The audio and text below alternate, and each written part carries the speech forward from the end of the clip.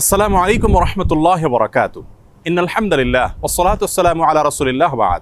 সুপ্রিয় দর্শক, সূরা ইসরার 82 নম্বর আয়াতে আল্লাহ তাআলা ইরশাদ করেছেন, ওয়া নুনাজ্জিলু মিনাল কুরআনি মা হুয়া শিফাউন ওয়া রাহমাতুল লিল মুমিনিন। যার অর্থ হলো, আমি কোরআনে কারীমের এমন সব আয়াতসমূহ, সূরাসমূহ নাজিল করি যার মাঝে রয়েছে ঈমানদারদের জন্য আরোগ্য লাভের মাধ্যম এবং তাদের জন্য রহমত তথা আল্লাহর পক্ষ থেকে করুণা। এই আয়াতের ব্যাখ্যা মুফাসসিরদের অনেকেই বলেছেন, এখানে আল্লাহ রাব্বুল আলামিন আত্মিক রোগসমূহ থেকে আরোগ্য লাভের মাধ্যমের কথা বুঝিয়েছেন, অর্থাৎ কোরআনের প্রেসক্রিপশনকে অনুসরণ করার মাধ্যমে মানুষ প্রকৃত মানুষে পরিণত হয়, মানবীয় গুণাবলী অর্জন করে মানুষ আল্লাহ রাব্বুল আলামিনের প্রিয় পাত্রে পরিণত হয়।